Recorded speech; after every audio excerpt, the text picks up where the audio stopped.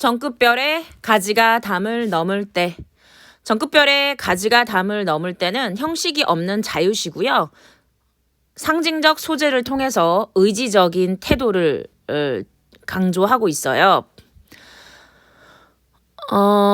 제재는 수양에 늘어진 가지고요. 이 수양에 늘어진 가지가 여기 앞에 있는 담을 넘을 때 그 과정과 그것의 의미를 제시하고 있습니다. 그러면 저랑 대강의 흐름을 파악해 보도록 할 건데요. 시적 화자는 가지가 수양가지죠. 수양가지가 담을 넘을 때 그 담을 넘는 상황, 그 상황을 가지를 바라보고 있는 거예요. 그러니까 가지를 보고 있는 사람이 바로 누구? 시적 화자겠죠. 그러면 이 시적 화자에게 여기에 이게 나무가 있는데 수양버들은 막 이렇게 늘어졌거든요. 이 수양버들이 여기 담이 있는 거예요. 담이 있는 상황인데 이 담이 이렇게 담에 가지가 이렇게 넘어가는 상황인 거죠. 그런데 넘어가야 되는 상황에 얘가 수양버들이 시련을 극복하고 성취를 얻기 위해서 굉장한 도전을 하고 협력을 합니다. 그럼 대체 누구랑 협력을 할 것인가? 가 있는데요. 그 존재가 이렇게도 있고요. 이렇게도 있어요. 자, 그러면 얘네들은 얘들이 누구냐면요. 여기에 꽃도 있고요. 잎도 있고요. 뿌리도 있어요. 근데 여기에 뭐가 있어요? 거대한 담이 있고요. 비도 있고요. 그 다음 폭설도 있어요. 그러니까 시적 화자가 바라보고 있는 가지가 담을 넘을 수 있도록 도움을 주는 그 내적 존재, 즉 믿음직스러운 존재가 바로 꽃과 잎과 뿌리라면 이 외적 요소, 시련과 고난을 의미하는 존재, 비, 폭설, 담 이런 것들이 있겠죠. 자, 그런데 과연 꽃, 잎, 뿌리, 비, 담, 폭설이 시적 화자가 바라봤을 때 가지에게 어떤 의미를 주는지 저랑 한번 체크를 해 보자고요. 봅시다. 가지가 담을 넘을 때 이를테면 이렇게 시작하는 시도 있어요. 그렇죠. 이를테면 수양버들의 가지가 늘어진 가지가 담을 넘을 때, 그러니까 수양에 늘어진 가지가 담을 넘는다는 그 상황은 뭐냐면은 되게 축 처져 있는 무기력한 상태를 떨치고 도전하는 거예요. 도전하는 상황이에요. 늘어진 가지가 이 담을 넘는다는 것은, 가지가 담을 넘는다라는 것은 무엇을 의미하는 거냐면 미지의 세계로의 도전을 의미한다고요.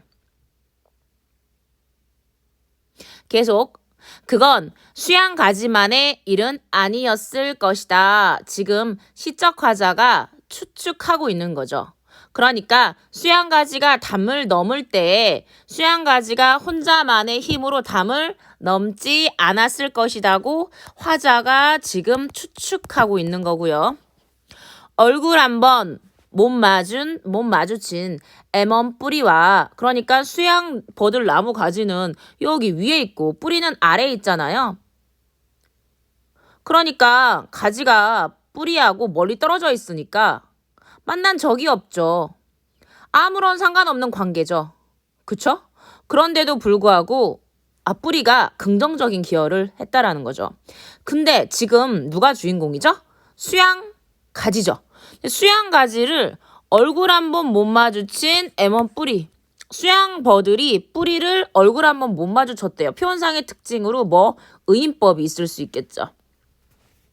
여기 표현상의 특징으로 의인법, 비유법 중에 하나인 의인법 체크해 주시고요. 왜? 사람도 아닌데요. 그다음 M1이라는 말이 있는데 이 M1이 무슨 말입니까? M1이라는 것은 왜 M1 사람 잡어? 이런 말이 있어요. 그러니까 왜 아무런 상관없는 뭐 이런 뜻이에요. 얼굴 한번 못 마주친 누가 수양가지가 아무 상관없는 뿌리와 잠시 살붙였다. 적막히 손을 터는 꽃과 잎이 혼연일체 믿어주지 않았더라면 잠시 살 붙였다. 적막히 손을 터는 꽃과 잎이 수양버들의 가지가 꽃하고 잎하고는 어때요? 잠시 만나죠. 그런데 꽃이나 잎은 떨어지잖아요. 떨어지기 때문에 여기에 적막히라는 말을 쓴 거예요. 적막히라는 말은 의지할 데 없이 외롭게 이런 뜻이거든요. 그러니까 적막히 손을 터는 쓸쓸하게 떨어지는 이런 말이에요. 쓸쓸하게 떨어지는. 그러니까 수양버들한테 뿌리는 만난 적도 없어. 꽃과 잎은 만나 잠시. 그런데 쓸쓸하게 의지할 데 없이 곧 떨어진단 말이야. 근데 혼연일체에 믿어주지 않았다라면 뿌리, 꽃, 잎이 다 함께 애블바리 누구를? 수양가지를 믿어주지 않았더라면 혼연일체가 되지 않았더라면 혼연일체는 뭐냐면은 영혼과 행동과 의지 이런 것들이 하나가 됐다라는 뜻이에요. 완전 하나가 되지 않았더라면 가지 혼자서는 수양가지 혼자서는 한없이 오돌오돌 떨기만 했을 것이다. 즉 수양가지는 뿌리와 꽃하고 잎하고 진짜 완전하게 끈적끈적한 돈돈한 관계는 아니지만 뿌리나 꽃, 잎이 한마음으로 누구를? 가지를 믿어주지 않았더라면 가지는 두려움에 떨고 있을 뿐 결코 저 미지의 세계에 대한 도전, 담을 혼자 넘지는 못했을 것이라고 이야기하고 있습니다. 그래서 가지가 담을 넘을 수 있게 하는 이 내적 요인들이 얘가 갖고 있는 요인은 수양버들 자체의 내적, 얘 스스로가 뿌리, 안대, 꽃, 잎이 있잖아요. 그러니까 이 세 개가 누구를 가지를 믿어줬기 때문에 이게 가능했다라고 이야기하고 있는 겁니다.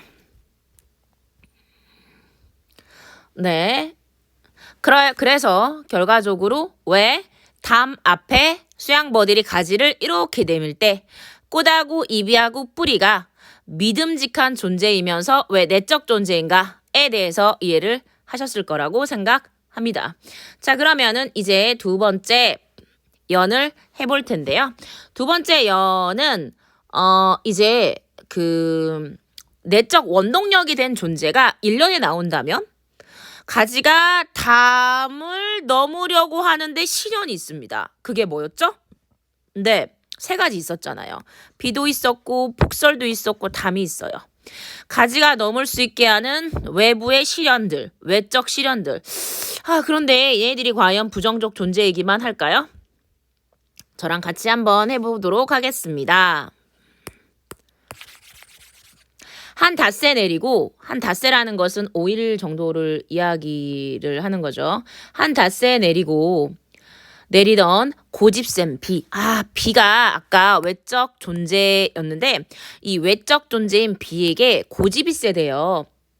그러니까 수양가지가 담을 넘으려서 도전을 하려고 미지의 세계로 가려고 하는데 얘를 자꾸 힘들게 하는 녀석이 있는데 그게 비고 얘는 되게 고집이 세다라는 거죠. 그런데 얘가 힘들게 하지 않았더라면 결단코 담을 넘지 못했을 거라고 이야기하는 거예요. 그러니까 비는 외적 존재로서 누구를? 가지를, 수양가지를 담을 넘게 한 존재인 거죠. 믿어줘서? 아니요. 시련을 줬기 때문에. 밤새 정분만 쌌던 도리 없는 폭설이 아니었으면 담을 넘는다는 게 밤새 정분만 쌌던 도리 없는 폭설. 얘도 역시 수양가지를 힘들게 한 존재예요. 누구랑 마찬가지처럼? 비처럼. 그런데 얘도 힘들게 했기 때문에 담을 넘게 할 수가 있었다라는 거죠. 근데 여기 고집센도 의인법이었는데 밤새 정분만 쌓던, 정분이라는 것은 정을 쌓던 이런 거예요. 의인법이나 역시죠. 담을 넘는다는 게 가지에게는 그리 신명, 즐거운 일은 아니었을 것이다. 왜 신명이 나요? 시련을 극복하는 과정에서 시련을 극복한다라는 것 자체를 신명이라고 생각한다라는 거죠. 그러니까 대단한 긍정적 인식을, 즉 고난을 부정적으로 여기는 게 아니라 비와 폭설이라는 시련이 있기 때문에 담을 역으로 넘을 수 있었다라는, 고난을, 역경을 긍정적으로 인식하는 태도를 알 수 있어요. 여기 보시면 더불어 가지에게는 그리 신명나는 일이 아니었을 것이다 라고 하는데, 지금 아니었을 것이다 전에 아니었으면 아니었을 것이다 라고 나와요. 네, 아니었으면 아니었을 것이다라는 말이 대체 뭐야? 네, 부정이 몇 번 나온 거예요? 2번 나왔죠? 아니었으면 아니었을 것이다. 부정이 두 번 나오면 이중부정이죠. 이중부정은 강한 긍정이에요. 이건 뭐냐면은 폭설이하고 비가 뭐다? 엄청나게 중요했다라는 뜻이죠. 무엇보다 가지의 마음을 머뭇세우고, 무엇보다 수양가지가 담을 넘는데 가장 큰 역할을 하는 것이, 무엇보다 가지의 마음을 머뭇세우고, 무엇보다 가지의 마음을 세우고 담 밖을 가둬두는 저 금단에 절대 가면 안 되는 담이 아니었으면, 한계사항을 줬잖아요. 가지에게 장애물이었지만, 금단의 영역이었지만, 가지가 도전 정신을 갖게 할 수 있었던 그 원동력, 그 시련의 대상이 바로 뭐다? 담이라는 거죠. 수양가지가 담을 넘는데, 즉 비, 폭설도 시련을 주어서 고난을 긍정적으로 인식하게 하는 그 태도를 드러내면서 도전하게 하는 존재였는데, 담은 가장 큰 존재라는 거예요. 저 금단의 담이라는 것은 수양가지를 정말 힘들게 한 존재면서, 즉 폭설도 비도 담도 시적 화자에게가 바라봤을 때, 이건 다 시적 화자의 생각이죠. 이 가지에게 담은 장애물이지만 결과적으로 도전 정신을 가질 수 있게 한 중요한 대상이라는 거죠. 담의 몸을 가로지르고 담의 정수리를 타넘어 담을 열 수 있다. 이게 무슨 말입니까? 네, 볼게요. 담의 몸을 가로질러 장애물을 가로지르고 담의 정수리를 타넘어 담을 열 수 있다. 와, 드디어 자유를 얻을 수 있는 행위를 할 수 있게 됐다는 거죠. 수양에 늘어진 가지는 꿈도 꾸지 못했을 것이다. 즉 수양에 늘어든 가지는 넘어야 될 금기의 금단의 세계인 담이 있었기 때문에 수양가지가 담을 넘을 수 있으리라는 꿈을 갖게 된 거죠. 말이 안 되는 상황이죠. 이런 거를 뭐라고 하는 거예요? 역설적 상황이죠. 볼게요. 안 되는 것을 제시해서 넘을 수 있었다. 저 금단의 담이 아니었으면 꿈도 꾸지 못했을 것이다. 이거 부정적인 건데, 그쵸? 꿈도 꾸지 못했을 것이다 라고 이야기하잖아요. 그러니까 꿈을 꾸게 됐다라는 거잖아. 그쵸? 결과적으로 담이 있었기 때문에 꿈을 꿀 수 있었다라는 거잖아. 그치? 근데 얘를 말하기 위해서 금단의 담이 있었기 때문에, 즉 넘어야 될 담이 있었기 때문에 수양가지가 담을 넘는 꿈을 꾸게 되었다라는 역설적 상황을 제시하고 있다라는 것. 그래서 이연에 가지가 담을 넘는 외적 원동력이 바로 뭐가 되는 거예요? 비, 폭설, 담 이렇게 되는 거죠. 그러니까 3년 해볼게요. 그러니까 목련가지라든가 감나무 가지라든가 줄장미 줄기라든가 담쟁이 줄기라든가 지금 열거법을 하고 있고요. 지금 얘네들은 다 뭐냐면은 목련가지라던가 감나무가지라던가 줄장미 줄기라던가 이런 것들은 모두 담을 넘는 식물들이라는 거죠. 가지가 담을 넘는 식물들을 쭉 열거하면서 대상을 수양가지만이 아니라 대상의 범위를 확장했어요. 뭐를 통해서? 열거법을 통해서. 가지가 담을 넘을 때 가지에게 담은 무명의 획을 긋는 도박이자 도반이었을 것이다 라고 얘기했는데, 도반이라는 말은 보통 불교 용어예요. 불교 용어에서 함께 돌을 닦는 친구, 이거를 도반이라고 합니다. 도박은 여러분들 아시는 것처럼 위험을 추구하는 행위죠. 성공은 보장할 수는 없는데 위험을 추구하는 행위가 바로 도박이죠. 계속 볼게요. 가지가 담을 넘을 때 가지에게 답은 무명의 획을 긋는, 무명의 이름 없는 것에 획을 긋는 도박이자 도반이었을 것이다. 이게 무슨 말이에요? 언어 유희를 하고 있어요. 수양가지가 담을 넘는 일의 의미가 두 가지였다라는 거죠. 사연에서 봤을 때 도박이자 도반, 언어 유희를 통해서 지금 의미를 제시하고 있고요. 도박이라는 것은 위험을 무릅쓰는 일이자 동시에 수양가지는 함께 누구랑? 아까 6가지 존재들과 함께 담을 넘는 일이 함께 돌을 닦는 일이었을 것이다 라고 마무리해주고 있습니다. 자, 그렇게 해서 수양가지가 담을 넘는다는 것의 의미가 무엇? 의인법으로서 자유를 쟁취한 모습을 떠올리는, 이렇게 마무리를 하고 있고요. 결과적으로 이 시는 가지가 마지막에 가지에게 담이 지니는 의미와 가치를 제시를 하면서 궁극적으로 수양에 늘어진 가지가 담을 넘는 과정과 의미를 통해 그 미지의 세계에 도달하기 위해서 도전의식과 협력이 없었다라면 뭐뭐는 아니었을 것이다. 아니었으면 못했을 것이다. 와 같은 이런 문장 구조를 통해서 담을 넘는데 원동력을 제시하고 있고요. 독특한 점은 가지에게 분명 장애물로 작동했던 것들 그 자체도 무엇? 심령에 남는 태도, 심령에 남는 인식을 통해서 담을 넘는 시도에 대해서 굉장히 긍정적으로 제시하고 있다라는 거 포인트. 네, 표현상의 특징 한번 체크해 볼게요.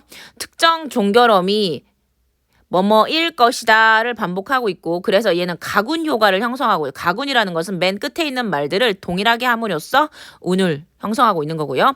수양가지를 의인하여 그랬죠. 담을 넘는 가지의 심정, 자유를 쟁취하고자 하는 담을 넘는 심정에 대해서 얘기하고 있고요. 가지의 심정.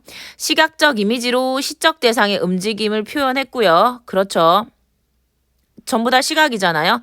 대조적 대상을 제시하고 있는데 내적, 외적 유사한 대상을 열거하기도 했어요. 여기에 목련가지라던가 감나무, 줄장미, 담장이, 줄거리라든가. 그래서 가지가 담을 넘는 과정과 그 의미가 자유를 얻기 위해 그 미지의 세계, 여기 담 너머의 세계에 용기와 내적, 외적 협력 이런 것들이 다 필요하다라는 것을 말하고 있었어요. 네, 오늘 이렇게 정급별의 가지가 담을 넘을 때를 했습니다. 고생하셨습니다.